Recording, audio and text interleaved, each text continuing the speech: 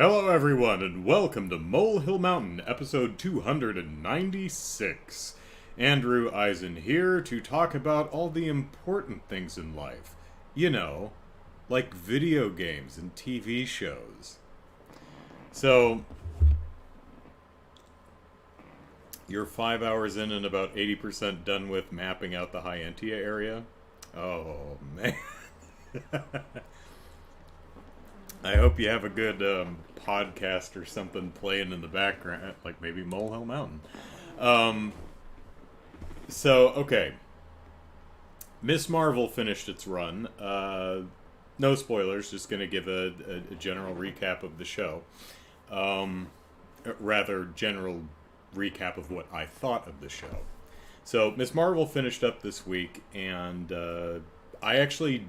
I suspected, since most of these series are 6 episodes, there are a few that are longer, but most of them have been 6.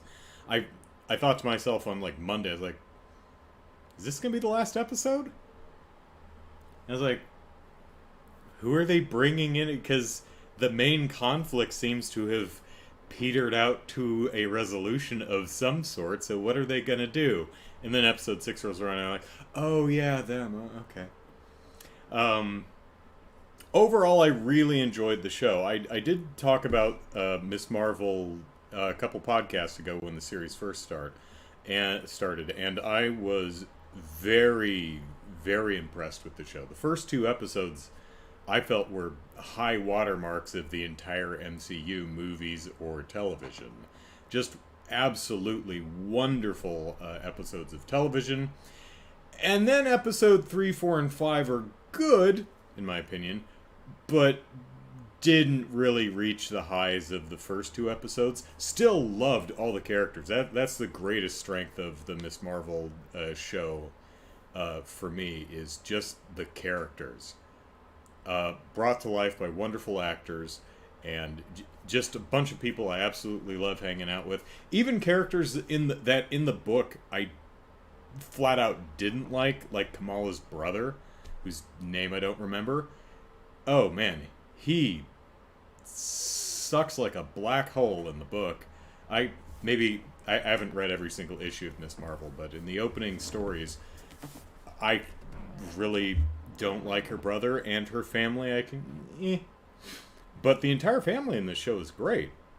Her mom, her dad, even when her parents are being really oppressive nitwits, you still kind of love them anyway. But her brother, her mom and her dad, her brother's fiance, everyone is awesome. Even Zoe's awesome. And Zoe should be dead. Because that hammer smack should have killed her.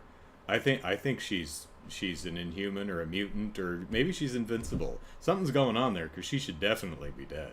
Anyway, I was pleased to see, even though episodes 3, 4, and 5 didn't do it for me as well as the first 2 episodes did, I felt episode 6 was a much closer to the lofty highs of the first 2 episodes. Just absolutely wonderful stuff. Wonderful characters, genuinely damn funny.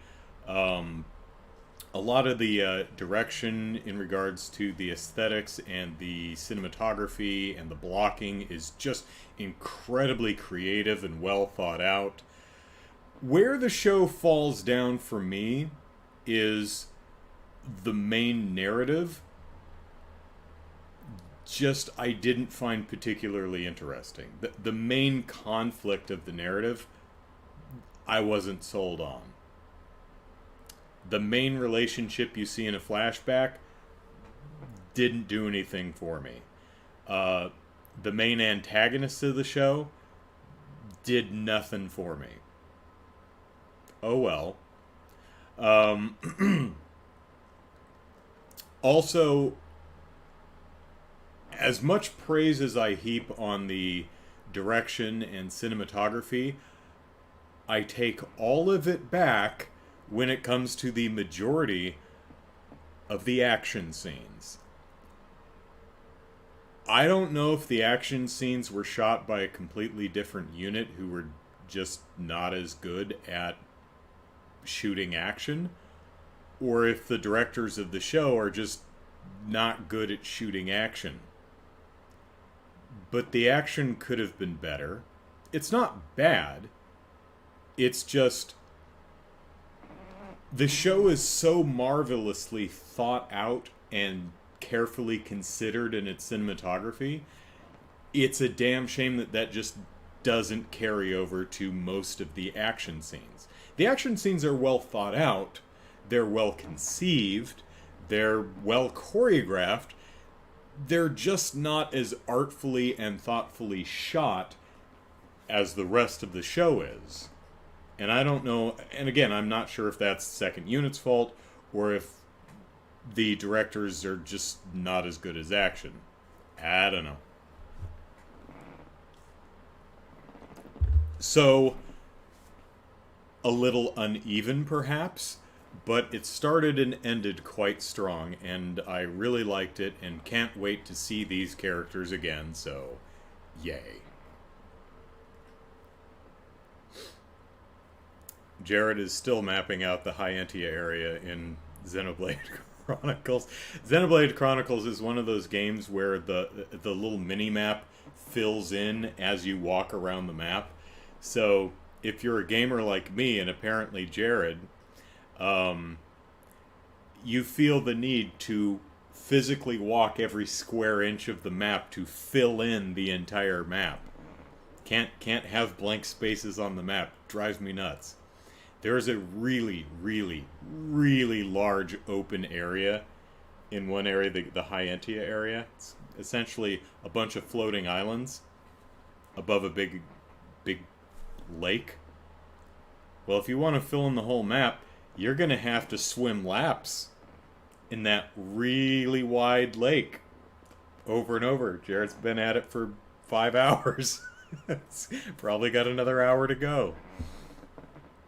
I mapped out I talked about this before we started the show, but I mapped out the body of water in front of the Great Falls over in the Nopon Tree Village area, and that took like 30 minutes or so. I got to the Hyentia area and I went, nope. Nope, not gonna do it. Metroid Dread, if you've played that, that has another map that I found myself, jumping up along the edges of every room to fill in the end. Oh, okay, I am compelled to do it. And I hate that. So, moving on. Nintendo. Jared says, I'd send a pic, but don't have a good means of sending it. Yeah, it's not particularly easy. I mean, you can take a screenshot and you can post it to Twitter and then I guess link that, but yeah, the Switch does make that pretty cumbersome. So Nintendo didn't really have an E3 this year. It did a Xenoblade Chronicles 3 Direct, which was cool. Game looks cool. A little iffy about the DLC, but game still looks cool. Then it did a partner showcase direct, which was a 20-minute direct that had some third-party titles, and that was neat. And they did a barely advertised Treehouse where they played a demo of Live Alive, whatever that RPG is called, which I downloaded the demo. I'd like to play, but haven't had the time yet. And that was about it. And fans were like, wow, does Nintendo just have nothing of its own to show off? I mean, it's got Xenoblade Chronicles 3. I guess Metroid Prime 4 is not ready to show yet. I guess Breath of the Wild 2 isn't ready to show yet. I guess Bayonetta 3 isn't ready. Oh, suddenly trailer for Bayonetta 3. Okay. So we got a trailer for Bayonetta 3 this week. And it looks good. Because it's Bayonetta. I'm still trying to wrap my head around her new hairstyle. She seems to have two very, very, very big ponytails that are coming down off her head, over her shoulders, and then tied around her back and tailing off like tux tails. I haven't got a really good shot of them yet, so I'm not sure. I might still just like her short haircut in part two. Um, Although the beehive in part one is still pretty iconic. But, so in the first game you fought against angels, which had a white and gold motif. In the second game you fought against angels and demons, which had a red and black motif. Well, now in this game, there's a third faction, the Homunculi or something, which are kind of white and a teal or aqua, kind of greenish blue color. And it looks like more fun Bayonetta nonsense, and I look forward to playing it. Oh, and apparently there's a mode where if you enable the mode, it will make the game less risque. So, you know, when Bayonetta does her hair attacks, her clothing's made of her hair, so when she's using her hair to punch, she's standing in the buff. Well, you can change that if that bothers you. And I'm teasing, but no, that's a great option. I'm sure there are gamers in the world who are like, you know what, I really like the action of Bayonetta. I just don't need her butt in my face all the time. Makes me kind of uncomfortable. Fair enough. There is now a menu option for you, so cool. One thing I didn't notice until like a day later, I went to the website seeing if they had, I went to Nintendo's page for it to see if they had a full page or actually, what is it? I was looking to see if there was like DLC or something that they didn't mention, and I saw the ESRB rating. It's rated M, violence, blood and gore, partial nudity, strong language, and in-game purchases.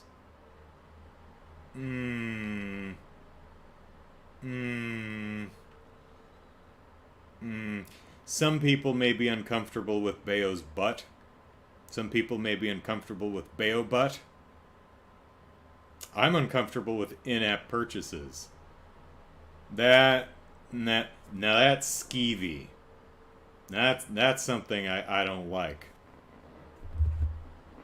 That's something I'm immediately turned off by. I'm like, oh, I don't like where this is heading. I don't know where this is heading, but I don't think I like it. So we'll have to see exactly what these in-game purchases are. It's called Naive Angel Mode. Good name. Let's see. DTDTD. Switch lacks a lot of sharing stuff everyone else has, says Matthew. Yes, and what it does have is needlessly cumbersome. It's really a pain in the ass. For no reason. It's like Nintendo's like, hey, we want to be able to share little clips and videos and stuff on our Twitters and Facebooks and stuff.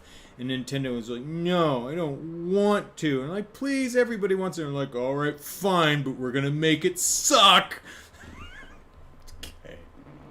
Some of the way Nintendo enables its features feels really petulant sometimes. It's like, all right, but I'm gonna make sure it's really obnoxious. Oh, Nintendo. Let's see. Turns out I'm paying more than $60 for a game after all. A Bayonetta 3 Collector's Edition. If I remember right, let me see. Is it on this page? It is not. Seems to me there's the Collector's Edition. Unless I'm confusing it with another one, it has a fairly beefy art book with it. That's the kind of stuff I like. Now, you want to sell an $80, $90 special edition for a video game, but it's just the video game's the video game. The extra money is like a CD soundtrack and an art book and, a little statue or a keychain or stationery or stickers or something. You know what? Fine. Absolutely, a cloth map. Totally fine. I'm into that kind of thing. But what does not bring me joy is more expensive collector's editions that include the rest of the game. I don't care what edition it is, it should be the same game. The extra money should be for extra stuff. Not extra game, extra stuff outside the game. That's how I feel anyway. Did I see they added a safe for work mode to... Yeah, I talked about that. Do I have an anime Oh, Jared has an anime recommendation? Sure. Go right ahead. Chaos says Bayonetta 1's getting a Switch physical release. That's right, because Bayo 2 is on the Switch, right? Yeah, Bayo 2 got ported to the Switch, but Bayo 1 didn't, and that's now coming to the Switch. I recall that. $30? Sure. Chicago says it has in-app purchases. It is rated for in-game purchases. That's what the ESRB ratings description says. Nothing I've seen so far in the press materials or advertising or marketing mentions anything about that, so who knows what it is. Maybe it's maybe it's like, oh, you could spend real money to buy Halos so that you can buy outfits. Or maybe there are some outfits that you have to buy. We don't know yet.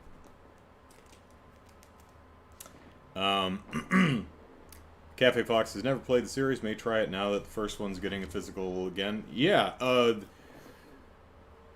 Bayonetta is...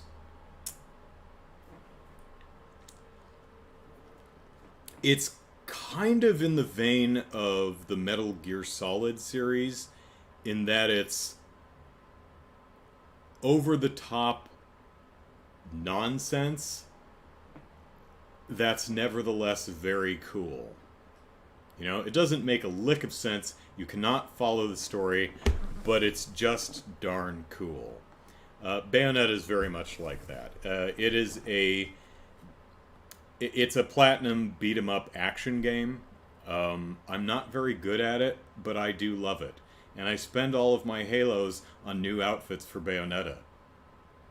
Like the developers intended. Except I did buy...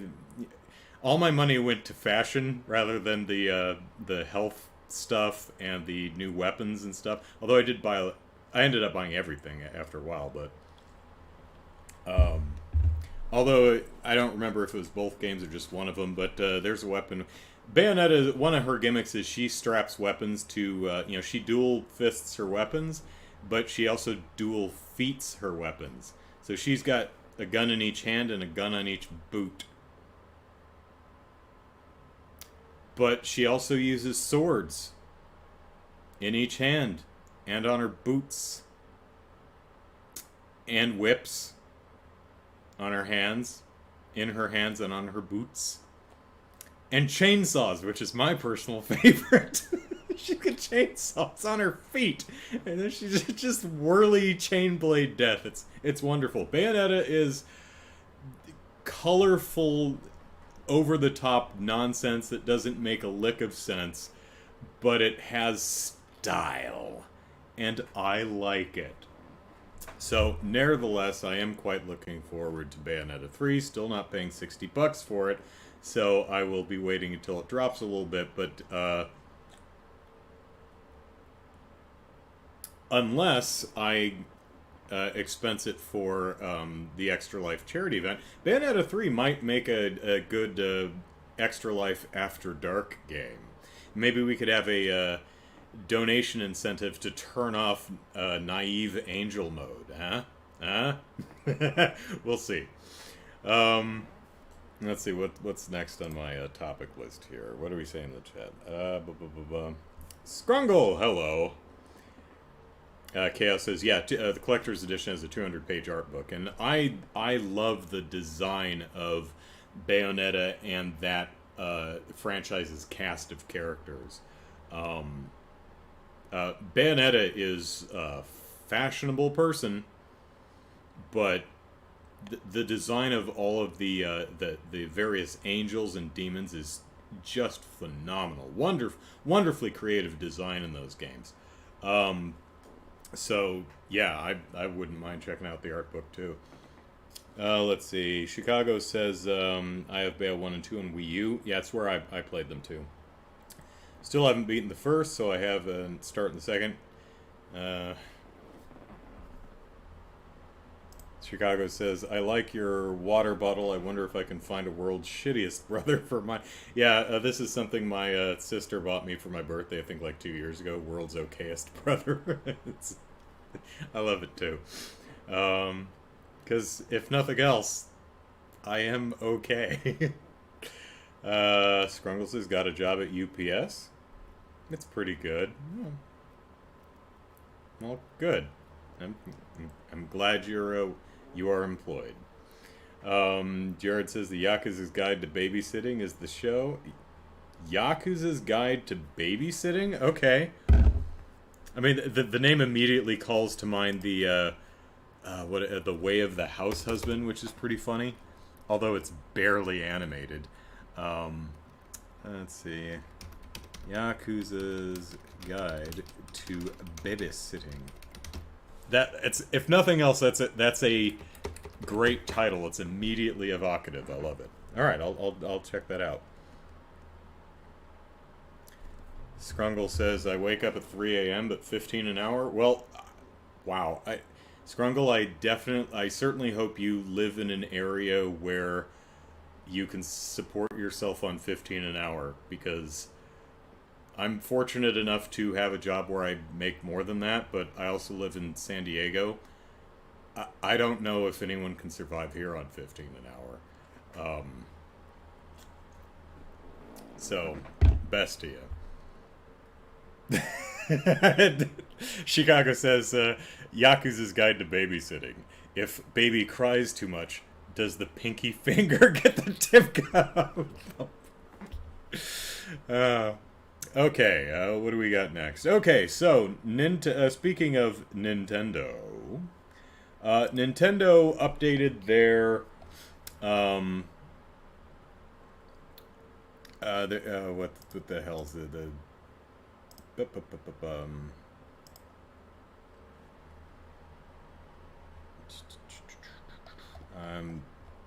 yeah.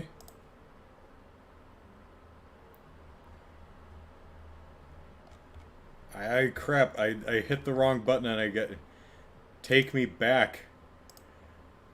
Okay, so Nintendo updated their DEI stuff, diversity, equity, and inclusion stuff. And most of it, so far as I can tell, is not new. It's all, we have safe work environments where we accommodate new parents get maternity and paternity leave. We're trying to make sure people actually take that. We're positive work environment, promoting, making sure that we, diversity, inclusion, and equity. Trying to doing our best to make sure that the minerals that are used to make the circuit boards that we use in our products are not conflict minerals, are not mined by slave labor somewhere. All that stuff, right? So one of the new things that the press picked up on this week is the introduction of a partnership system at Nintendo Japan. And so I'll just read through this real quick. Nintendo Japan, we want to create a work environment that supports and empowers each and every one of our unique employees. We introduced the partner system in March 2021 as one initiative based on this philosophy. Although same-sex marriages are not currently recognized under Japanese law, which I actually didn't know, so Do better, Japan, says the American. Um, this system ensures employees who are in a domestic partnership with same-sex partners have the same benefits as employees in an opposite-sex marriage. We've also established that a common law marriage between couples will be observed in the same way as legal marriage. And they go on to say that our code of conduct and all the stuff at our company reflects all this. So, good on you, Nintendo.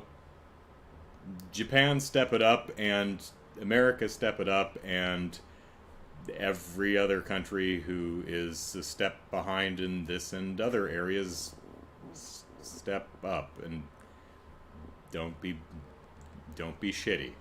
Yes, don't be shitty. I think that is what we're all working on here.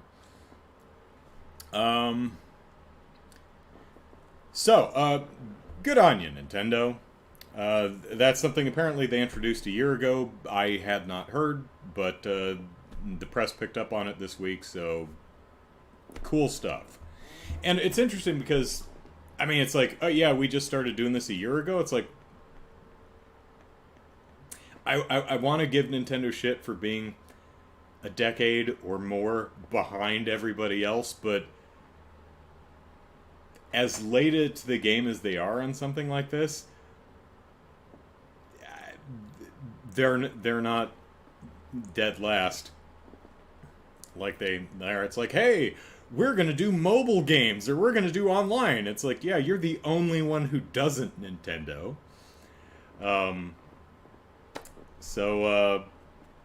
Good on Nintendo, good on their employees. One small area in the world is a slightly better place, so groovy. But that's not all the Nintendo news for this week. Scrungle says, oh, you're in Texas, okay. Well, I imagine, depending on where in Texas, if you're in a big city, it might be more expensive. But yeah, I'm pretty sure cost of living, no matter where it is in Texas. Yeah, San Diego's like, close to number 3. I think it's New York, then San Francisco, then San Diego. Something like that. It's up there. It is really expensive to live here. It's nice. Don't get me wrong, but whoo boy. Yeah. Anyway, also get full benefits and unions. So Scrungle's got the mafia back in his job. Nice. Scrungle says cities. Oh, you're out. You're not in one of the cities. I love nature too, but I also like solid internet. I also have a fully remote job, so like if I lived out in the middle of like where my mom lives, out in Cadiz, Kentucky, which if you want to go to Walmart, it's like a 45-minute drive. That's how far out in the sticks my mom lives. It's 45 minutes to the nearest Walmart. She has to go all the way down to Hopkinsville to actually hit a Walmart. That's how far away it is. The town of Cadiz, which is like a 15-minute drive, there's no Walmart there. Cadiz is one street. It's Main Street. There's a McDonald's there. There's a Dollar General there. And then there's locally owned businesses, like Fran's Diner and stuff like that. No, there's another chain grocery store. It's Food Lion, Food Giant, something like that. Doesn't matter. Point being, my mom's internet sucks. So, yeah, I don't like driving. I like being able to just, I'm 3 miles from Vaughn's, Trader Joe's, and Sprouts, my main shopping haunts, my main grocery places. So, while I love nature, I love the outdoors, but I also like being near stuff. So it's tough. When I visited Mom, I loved the time I spent out there. It's just really nice to be out there in where no one else is, except trees and hills and cows and stuff. It's wonderful. Although in California, and even when I lived in Arizona, I'm not terribly far away from outdoorsy, empty places to go camping in if I so choose. But yeah, I love the outdoors too.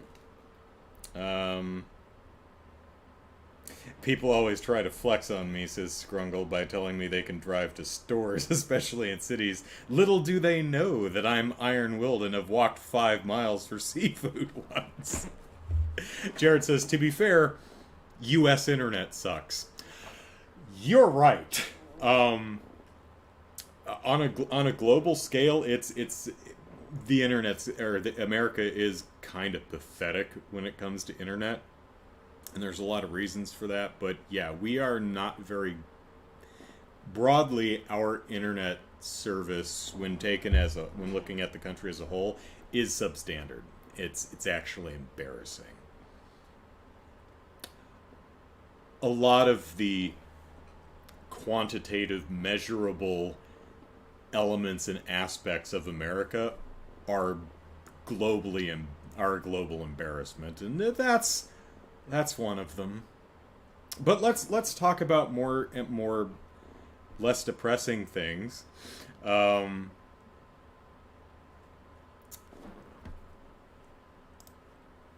Nintendo is purchasing outright Dynamo Pictures, who is a they've been around for a couple decades. They do a lot of CG work and motion capture for video games and anime. Persona 5, which I'm playing right now, and we'll talk about a little bit later in the podcast. One of the was it Nier Automata? Or Replicant? Was it the new one? I don't remember. Death Stranding. They did some stuff on the Ghost in the one of the animated Ghost in the Shell. I'm pointing at my television, the Ghost in the Shell show. I don't remember which one. They did they were the company behind those Pikmin shorts that Nintendo did like 15 years ago. So known quantity. Nintendo purchased them outright, so they now are a fully owned subsidiary of Nintendo, and they are changing the name from Dynamo Pictures to, let me make sure I get this right, Nintendo Pictures Company Limited. So it kind of gives you an idea of what they're doing. They say they're going to focus on development of visual content utilizing Nintendo IP. So what does that say anything about their work with Illumination on the forthcoming Mario movie? Maybe, maybe not. Hard to say, but at the very least, it says Nintendo is convinced that it has a future in shorts and shows and movies of its IP. And I said this like 6-7 years ago. I have a tweet somewhere from like 2015-16 saying that whenever the Mario movie was first announced, I'm telling you, this is the start of this Mario movie. They're going to do Illumination, and then maybe they'll take everything in-house with Nintendo Pictures to do Metroid and Zelda and Pikmin and all the others. They're going to make the Nintendo Cinematic Universe, and it's going to culminate in a Super Smash Brothers movie. You heard it here 157,000th. I'm sure everyone else is assuming exactly the same thing. But, yeah, Mario is the Iron Man of the NCU. So, Jared says, I live 5 minutes from a Walmart and can't get decent internet. Yeah, my internet's generally pretty good. And I'm 10 or so, I'm just a shot down the freeway to Walmart. So, yeah. Although The only time I go to Walmart is if I need, like, sheets or, like, bedding or kitchen supplies. Although I'll also go to Big Five. That's actually closer to me. Is there a Walmart down there? Over in Sports Arena? I don't remember if there is or not. But, yeah, I was actually at Walmart the other day because I was returning the refurbished Wii that I bought, but a friend of mine gave me his, so I returned it. While I was there, I bought... Ooh! Hang on. Show and tell.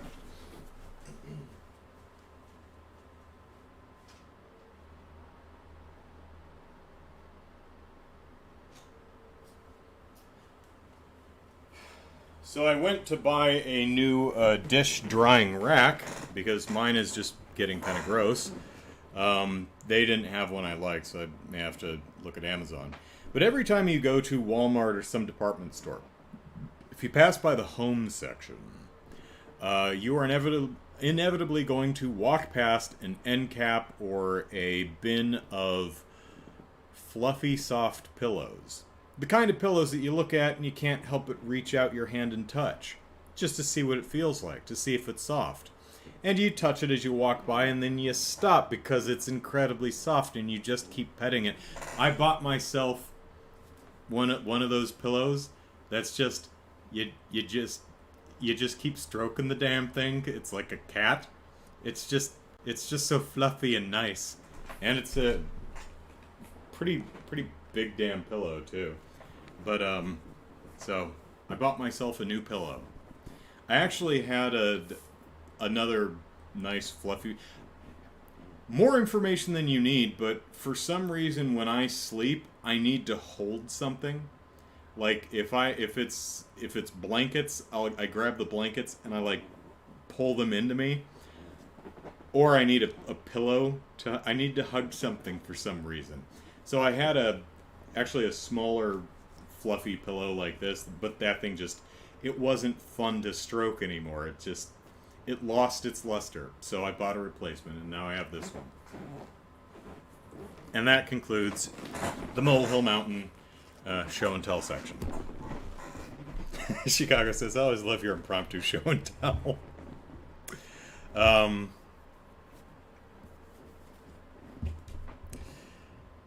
Chaos says had to go to Walmart today to get the exclusive Planet Zero by Shinedown on vinyl. I actually have some vinyl, but I don't have a record player, so it doesn't do me any good. Scrungle says, because of my ex, I also need something to hug when I sleep. Now my dogs invade my bed. It's pain.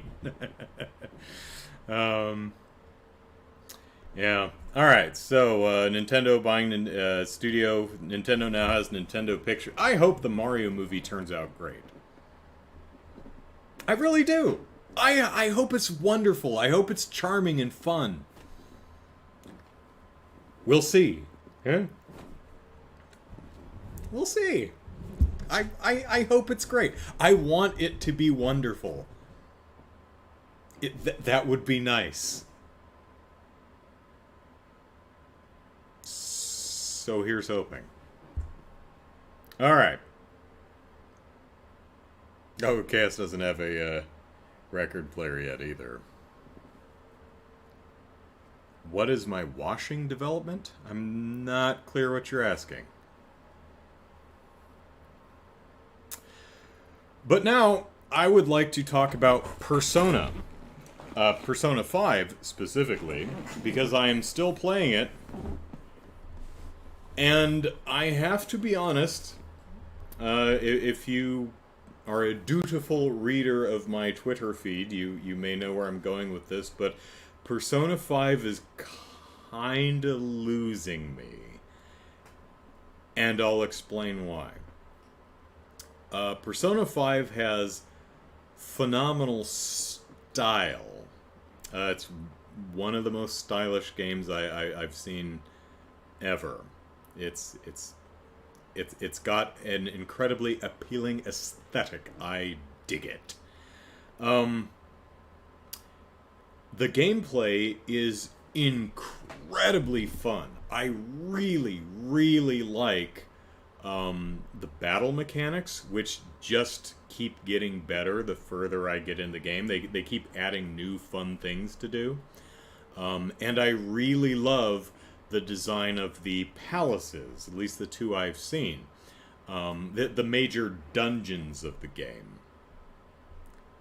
Washing clothes. Right. Okay, we'll get to Persona in a second. Last week I talked about the fact that every washing machine in my entire apartment complex is broken.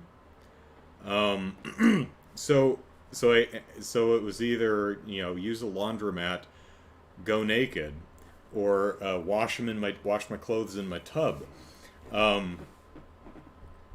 I talked to the landlord, and I found it. So in the entire apartment complex, we have 9 washing machines for the entire complex. We used to have 15, but they got rid of that third room, the third room with 6 machines. They got rid of it and replaced it with a gym, which I don't think is open yet anyway. Well, so this apartment complex used to be privately owned. It was purchased by a property management company. And they've been doing stuff. Like, jacking up the rent $137.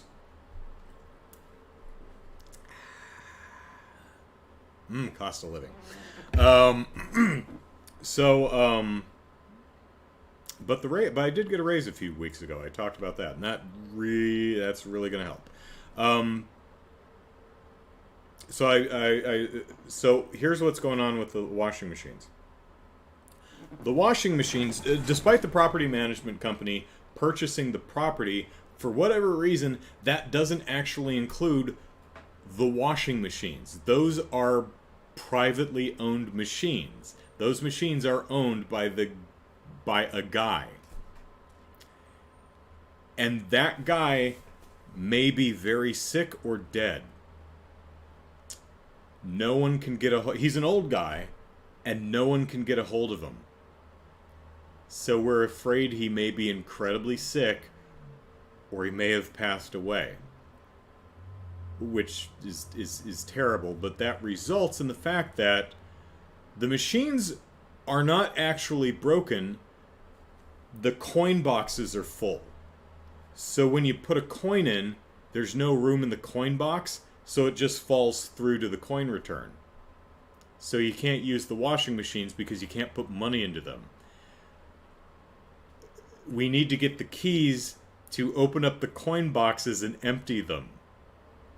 Now what happens is some residents get really pissed off and start beating on the machines and breaking them.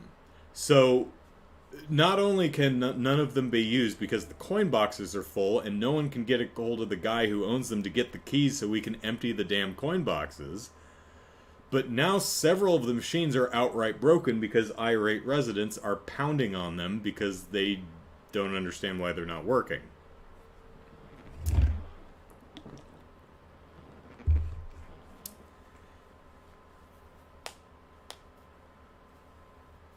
Luckily, someone must know how to pick the lock and empty the coin box.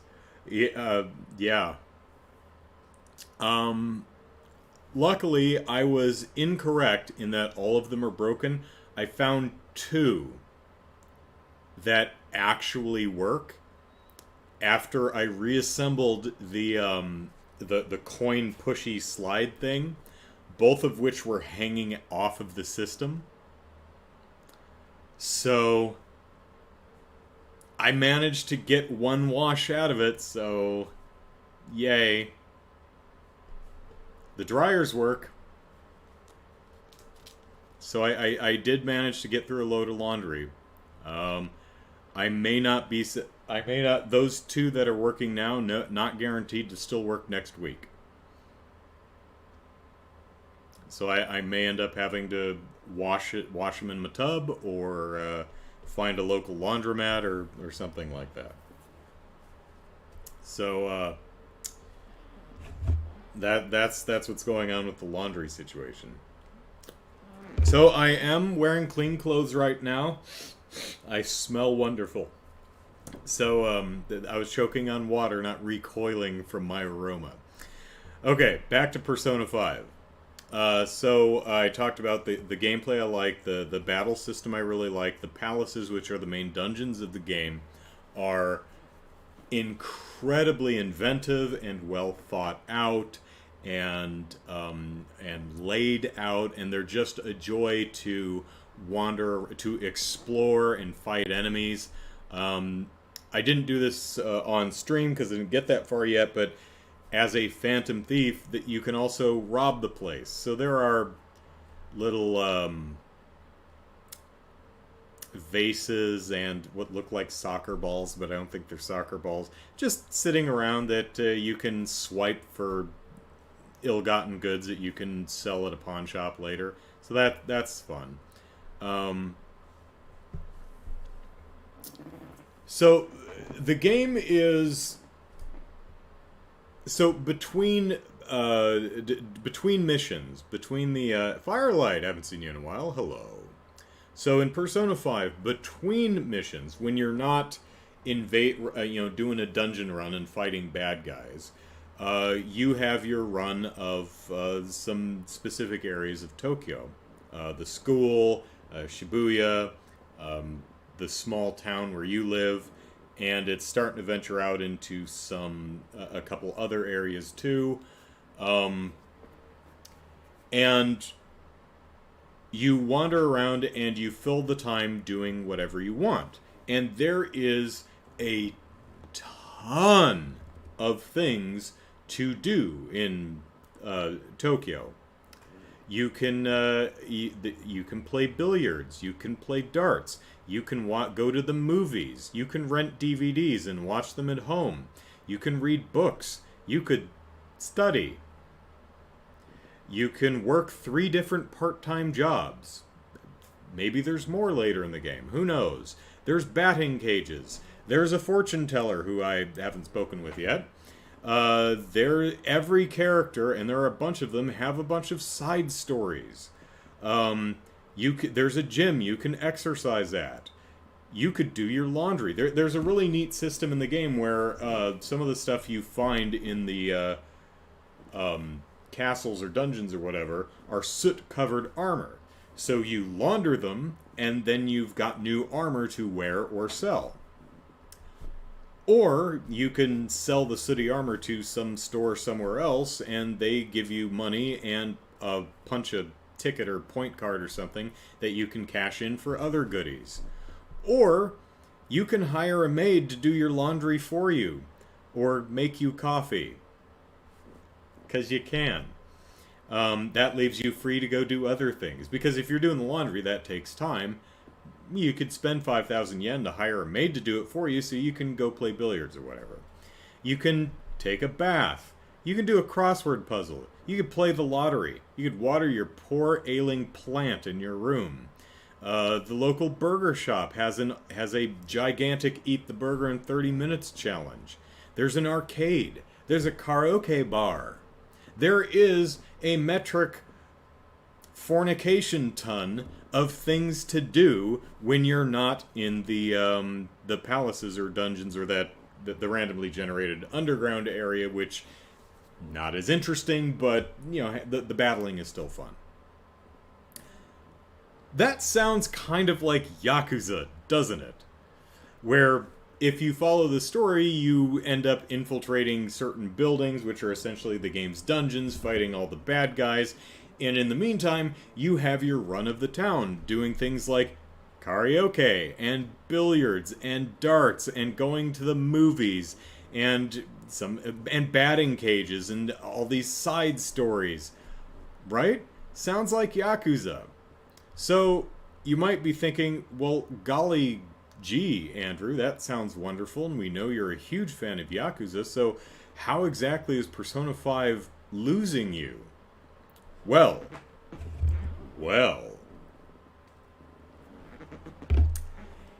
It's because while there's a lot to do in Persona 5, you can't actually do anything. It's kind of like Animal Crossing, where there's a lot to look at, but nothing to do. I remember when I first played Animal Crossing back in 2001 for the GameCube. I fast forward. Mr. Rossetti hated me for it, but I fast forwarded time to the sports day to see what some of the events were. And all the animals had gathered in the main town to do sports. They were doing a race, and they were doing tug of war, and they were doing the throw the balls into the cup thing that's sitting on top of a pole. And that's really cool. Until I realized that I could only look at the various animals doing those fun activities. I couldn't actually participate in any of them. And generally, that's how it goes in Persona 5. You can't play billiards. You can choose to do billiards, and then there's a short cutscene where that shows you playing billiards. You can play darts, but you can't actually play darts. There's a cutscene where your character plays darts. Watch movies, and then your character watched a movie. Read books, and then your character read a book. All of the side stories, with one exception so far, are just talkathons. It's just two characters talking to each other. Taking a bath, there's this quick cutscene of you sitting in a bath. The burger challenge, it's a cutscene. That's it. It's kind of funny. The arcade, so far you can't do anything in it. Karaoke, so far in the game, it's just a location that your characters meet at occasionally. Now, there are some exceptions. The crossword puzzles. Oh, the crossword puzzles. I love the crossword puzzles. They're so much fun. There's something to actually do. The game occasionally has new crossword puzzles. And it's only like 4 or 5 different clues, right? And I wouldn't expect like a whole New York Times crossword thing. No, it's just a quick crossword thing with 4 or 5 clues, just a little distraction. But it has a clue, and you figure out the words, and there's one main word you have to figure out. But if you're having trouble with it, try figuring out some of the adjacent words to give you clues. It's really well done, and it's fun, and it's a nice little distraction. I actually realized today that I hadn't checked out the batting cages. So I went to the batting cages fully expecting, and then he went. I figured it would be based on my proficiency stat or something, how well I did. Surprisingly, there's actually a little batting minigame where you adjust where you're aiming your bat, and you hit the button to time your swing, and you hit the ball. And you're trying to hit home runs, so you need to aim the bat a little under the ball to pop it up and hit a home run. It's a nice little mini game. It's really cool. Unfortunately, the vast majority of things to do in Persona 5 outside of dungeons are non-interactable. Which wouldn't be much of a problem if it weren't literal weeks between the various dungeons. Maybe, says Chicago, the laundry machine owner is playing Persona 5 Royale and is so enthralled by all the side quests he ignores his real life. Maybe. I certainly hope it's that and not he's sick or dead. I hope he's I hope he's well, but I also hope he gives up answers his phone. Imagine the Yakuza games, right? Where there were no mini games. Like, you couldn't do anything in the city. Like, every side quest was just talking to people. Karaoke was just, and then you karaoke'd and had fun. +2 to singing stat. Right? You watched a movie and it's just like +3 to knowledge. You enjoyed that movie. Right? That's why the game is falling flat for me here. The Persona fan base is horrid. Is it? Huh. Had not heard. Well, I mean, I said this less than kind thing on Twitter. No one jumped down my throat. Of course, I'm not well known, so sorry to hear that. So here's the thing: the game starts out pretty well paced because you almost immediately go into the castle dungeon place, and then you're outside, and then you go back in, and you pick up Ryuji as a party member, and then you go out, and then you go back in, you pick up Anne as a party member, and then you go back in, and then you beat the dungeon, and you send the calling card, and you go in, and you beat the boss, and then the way I did it was I had to sit around for like a week and a half to see if the bad guy had a change of heart. And all the characters are like, think he had a change of heart? I wonder if he had a change of heart. Hey, do you think he had a change of heart? Every day for like a week and a half. Then he has a change of heart. And then it was like another week or so before the next opportunity for a bad guy came around. And so this one was an art gallery. And this one was actually pretty interesting because they pace it in a way that you can only go so far in the art gallery your first time. There's like a locked door that requires you to leave and do something in the real world to unlock the door and then go back in. So that paces it out a little bit more. So that's nice. But I ended up finishing the art gallery, I think, on like May 25th or something like that. And the art gallery show didn't end until like June 2nd or June 5th. So all my characters are just standing around for 2 weeks going, I hope it worked. Golly, I hope it worked. You think it worked? I don't know. I'm getting nervous. You think it worked? And then it worked. And it's been another week and a half and nothing has happened. I mean, if you're paying attention to the news, there's like a bunch, like a mafia scamming all the high school kids. So it sounds like that's what we're going to be heading towards. But I'm on like June 12, 13, 14, somewhere around there. Seriously, it's... Even the characters are bored.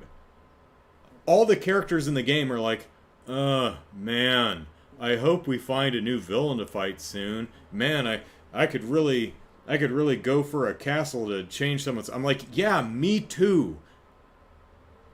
This is really boring because there's nothing to do. I mean, I can just do all the rote things to increase all my stats, but it's not particularly entertaining because, with very few exceptions like crosswords and the batting cages, you're not actually doing anything. So the game is, honestly, really, really boring right now. I skipped a bit. There are some side quests that you can pick up and go into the randomly generated subway tunnels and do those. Which is okay, because the combat's still fun, but the tunnels are really... It's a randomly generated dungeon, so it's really dull. It's not interesting to look at, and the layout is... It's randomly generated. It's just really... It's not very interesting. Game's still got style. Still loving the... I'm sure whatever is next, the... Probably Mafia boss or something like that. I'm sure it's really cool. I'm sure their castle or palace or whatever is very fun, and I really like the combat, but oh my gosh, all the overworld stuff is not doing it for me. It's also not helping that I'm not really connecting with most of the later game characters. I don't like our protagonist because he has no personality. It's one of those blank slate characters that almost never talks. Anne's cool, Ryuji's cool, Morgana's cool. Other than that, I'm just not feeling most of the other characters. The teacher, I don't think her whole scenario is written well. The idea behind it is strong, but what they do with it just is not working for me. Mishima, I think his name is, the kid who was bullied at the beginning, who becomes your number one fan. I like where he started, but I don't like where he is now. He's just kind of annoying. Shiho seemed cool, but we haven't seen her since she went to the hospital. Hopefully she comes back. Oh, the detective kid? I can't stand him. What a sanctimonious asshole. Sanctimonious and wrong. Just 100% wrong about everything. Whether he knows about the metaverse or not, either way, he is 100% wrong. And he's so condescending. Oh, I hate that character so far. Maybe he'll grow on me. The new character that joined our party, the artist guy, Yusuke, I think. Not feeling him at all. Nothing really wrong with him, just not jiving with him. So that's unfortunate. Motoko, I think her name is, the student council president. She's pretty funny. There's the reporter who we've met once or twice. I'm sure she'll be she has too specific of a design to not be more of a presence. We've only ran into her like twice. So, but the student council president, I actually like her so far. There's this really wonderful sequence where you go to another city, and if you're paying attention, you can see her stalking you. And she's like hiding her face in a book and just kind of running around following you. It's like, what are you doing, you weirdo? It's actually really charming. So I like that. So she's got some potential. So how could the game be better? Well, I think Persona 5 would benefit, unless your idea of a fantastic game is crossing a wonderful dungeon crawling RPG with just a strict visual novel, then this is probably exactly your cup of tea. But I don't like tea or coffee. I drink water. So I think it should take it could benefit by taking a page from Yakuza and make little interactive mini games for all of the various activities and side quests. I mentioned one side quest actually had some. There's one side quest with Yusuke, I think his name is, where you actually go to the underground subway area and you battle one group of monsters, which is better than nothing, but this is actually something to do, so that was cool. But you see, in Yakuza, when you're not following the main story, you're wandering around the city, still engaging in gameplay, beating up bad guys. Every side quest you embark on essentially devolves into gameplay, beating up bad guys. In Yakuza Like a Dragon, you go to the movies too. But when you go to the movies, you play this really fun little mini game to stay awake during the movie. You can go to karaoke in all the Yakuza games, and there's a rhythm mini game to sing karaoke. Most of the games have bars that you could go into and actually play darts or billiards. There's an arcade, the Sega arcade is in all the Yakuza games, and they're chock-a-block with actual arcade machines that you can play. Now, it's possible that the arcade in Shibuya is just not unlocked yet. Maybe you'll be able to actually play games in there later. I don't know. But in the Yakuza games, you can play the stand-up arcade games. You can play the claw game. Like a Dragon has the gacha games where you can get little things that you can decorate your office with. Or is that Lost Judgment? One of the two. Might be both. I think it's Yakuza 6. I think it's a side quest where Kiryu gets a part-time job serving noodles. Like the part-time jobs in Persona 5. Oh, there is actually... There's a small mini-game in all three of them where, like the beef bowl joint, you have to remember the orders, what people ordered and in what order. In the convenience store, you have to remember where the barcode is, but it's just multiple choice.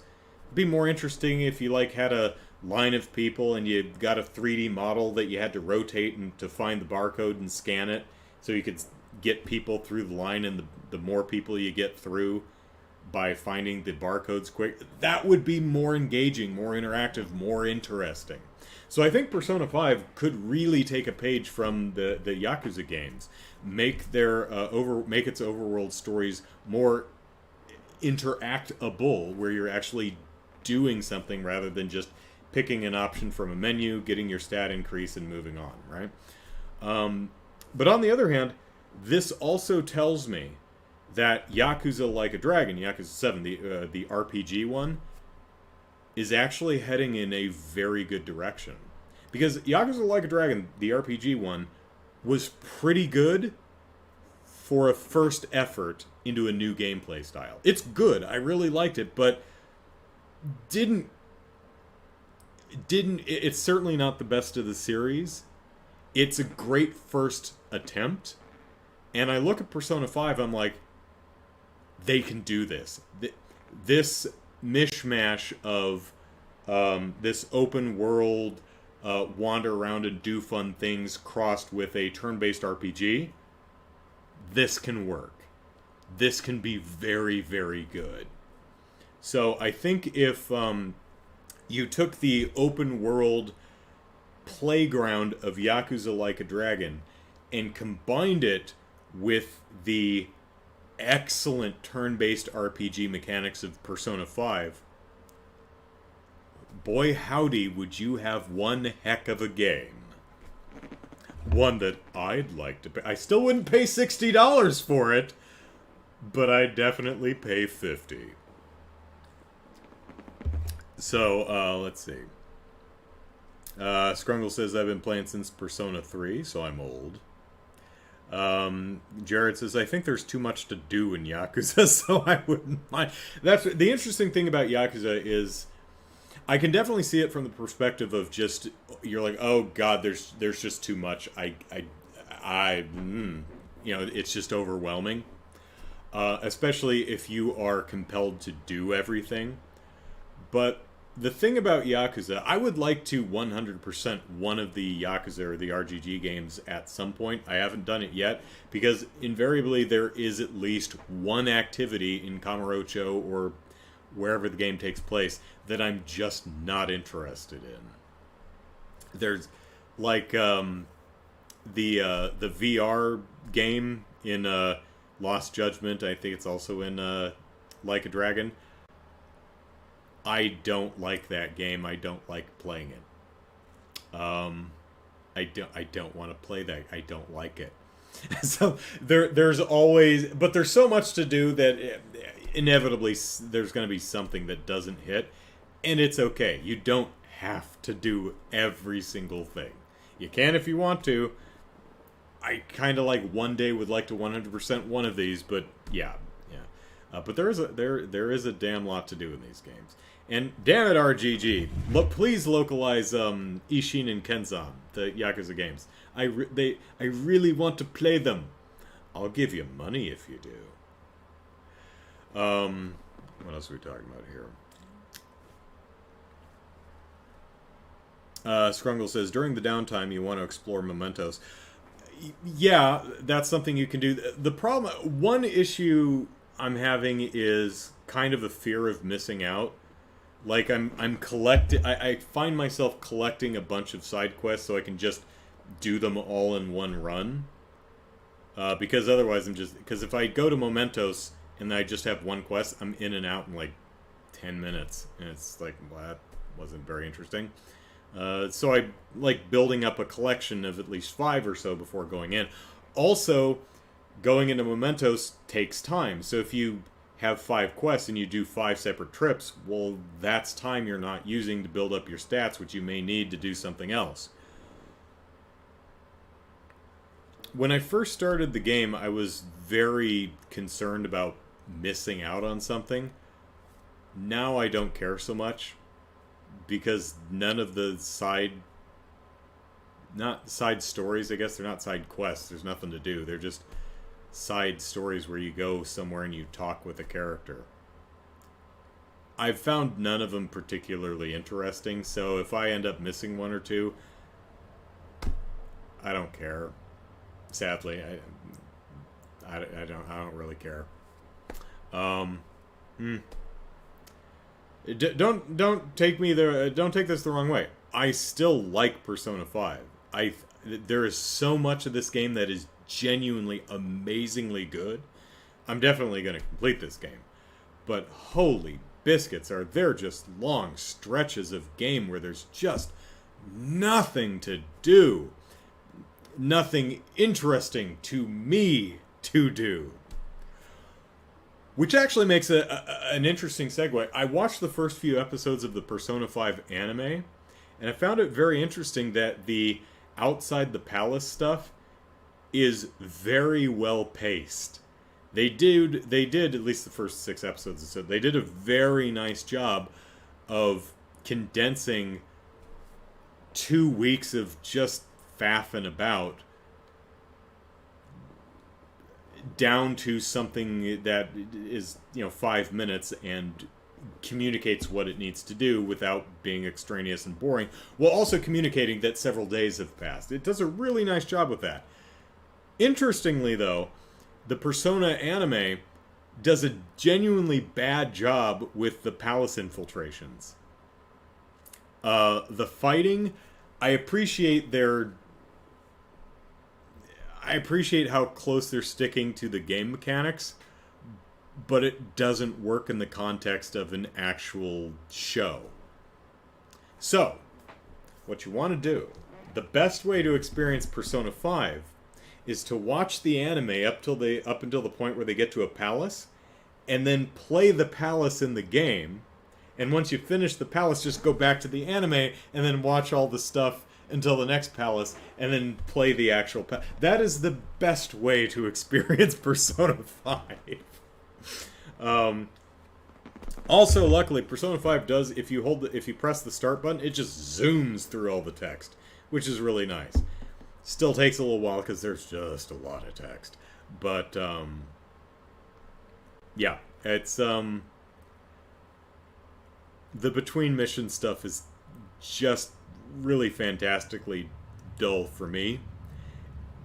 And nothing typifies that more than the characters themselves complaining about how bored they are that there's no bad guys to change, whose hearts we need to change. The characters spend a week bitching, but we need to find our next target. Oh, we should find our next target. We're the Phantom Thieves. People look up to us. It's like, yeah, you do. Because it's boring now. It's been like 2.5 weeks since the last palace. I did appreciate the fact that the midterms, we had midterms in May, June, whenever we had them, and the stuff covered on the midterms was actually all of the incidental dialogue during the classroom vignettes. So if you were paying attention, you can ace your midterms. I thought that was a nice touch. That was pretty cool. I enjoyed that. Because I actually paid attention. So I'm like, oh yeah, I remember them talking about this. Alright. Let's see.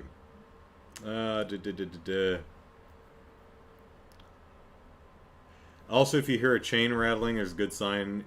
That's a good sign, and you should totally investigate it. Oh, I totally did. It's like death or something.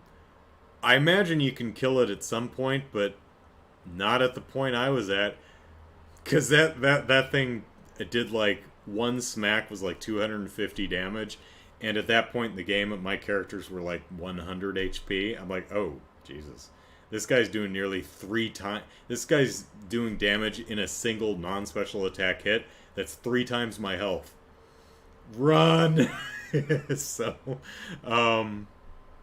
if you do the Twins social link, they give you discounts on fusing and buying personas. Okay. Older games were more fun because there was stuff to do. Alright. You love Ohia? Is that the journalist?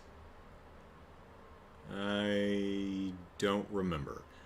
Scrungle goes on. My PSP probably is actually, or PFP is actually Morgana, but he's inside a hazmat suit. Okay. Chicago, that's disappointing to hear. Are you still enjoying playing Tokyo Mirage Sessions? Yeah, I still am. Um,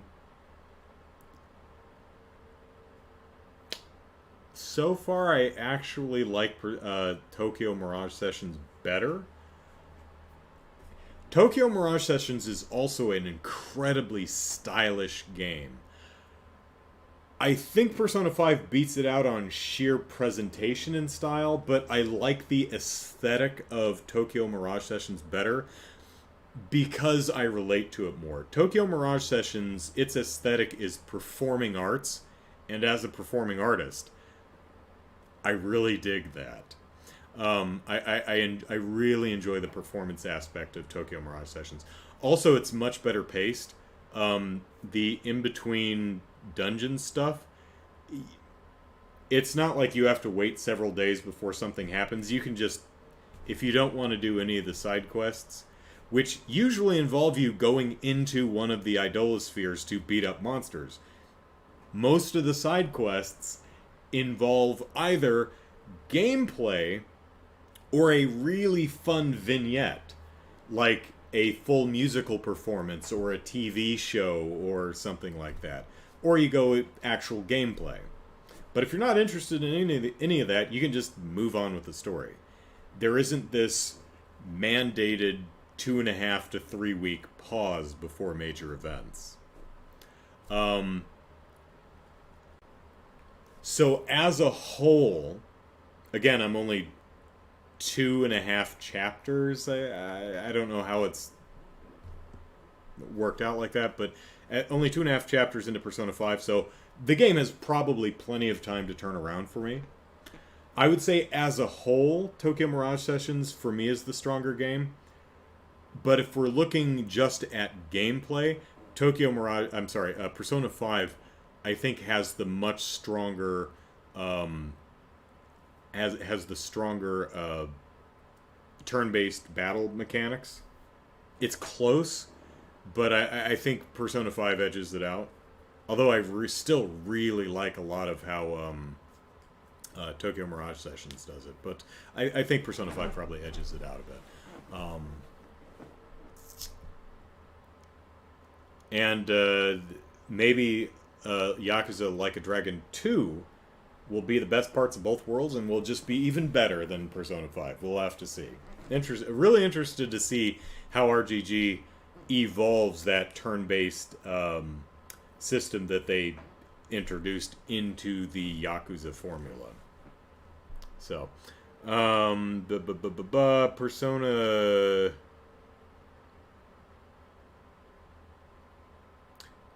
Unfortunately, you'll miss out on stuff if certain stats aren't high enough. Yeah, I've seen 2 instances so far where the character said, "You have a kindness level of 2, so you can do this." I'm like, oh, well, thank goodness I have a kindness level of 2. Otherwise, I couldn't go out with Anne and listen to her yammer about something. So that's what was making me really nervous when I started, but now I just don't care. Because again, it's just I'm just kind of bored. I don't really care. It's like, oh, I don't get to hang out with Yusuke. I doubt he had anything interesting to say anyway. Let's see. Persona 3 does Persona combat well because it shows the protagonist actually fighting. Persona 4 anime makes it so that if the person takes damage, the user takes damage. Scrungle, if you kill Death, he drops the strongest armor for each character. Oh, okay. It's called the Reaper. That's right, says Jared clarifies, yeah. And it's in every game? Okay. He has 44 health. Alright, because Death. 4 is, in America, and probably other places as well, our arbitrary unlucky number is 13, right? We've got buildings that just don't label the 13th floor. Like, floor 13 is just called floor 14. Whatever. In Japan, my understanding is 4 is the unlucky number because one of the readings of 4 is she, and that's death. So it's considered an unlucky number. So 4444 health because death. Yeah. Skrunkle says, apparently a character from Persona 2 who is shot in the eye or something, but the Persona lore literally has an ancient one as the main protagonist. Nyarlathotep. Okay. Jeez. So, I do not regret playing Persona 5. There is a lot about it I like, but some of it can be a bit of a slog. Still overall a great game. Its strong points are so strong that it makes up from what I feel are some pretty glaring weaknesses, but the game, I really like a lot of how the game interlocks. It has some of the smartest upgrades that I've seen in an RPG of this sort. For example, when you do side quests and increase your likability with certain people and you level them up, you oftentimes earn new perks, and they're really smartly thought out. Like I talked about the maid, she'll do your laundry for you, or make coffee. Maybe she'll learn to cook curry. I think we have to learn to cook curry. If we can probably learn to cook curry at some point, and then maybe she can make us curry.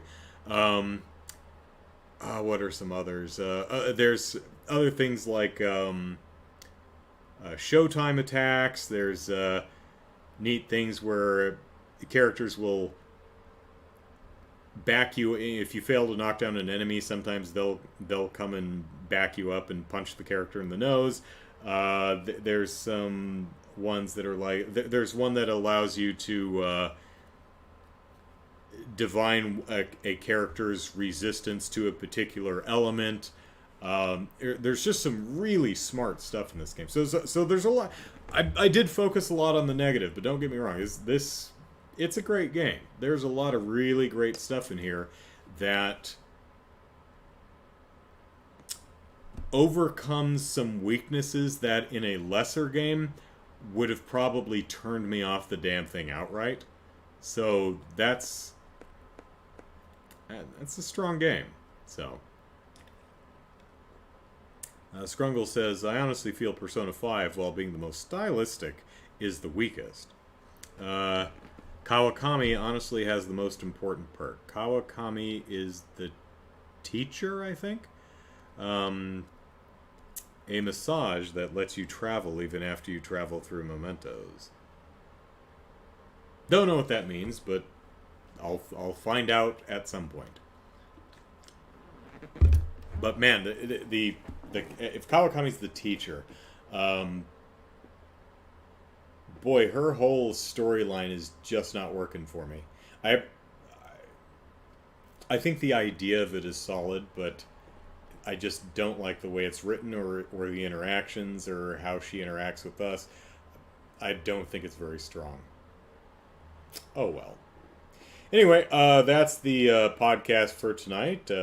Thanks for hanging out with me. Come back tomorrow at noon Pacific Standard Time, and we will play some more Trails in the Sky. Our party has split up, and half of them are on the gold path, and half of them are on the silver path. And we're both working our way to the end. I'm not sure if we're both at the end or if we've got more path to go, but we will find out tomorrow. So, that's it for tonight. Hope to see you tomorrow for more gameplays, noon Pacific Standard Time. And until then, I hope your washing machines are working. So, take care, everyone. Bye-bye.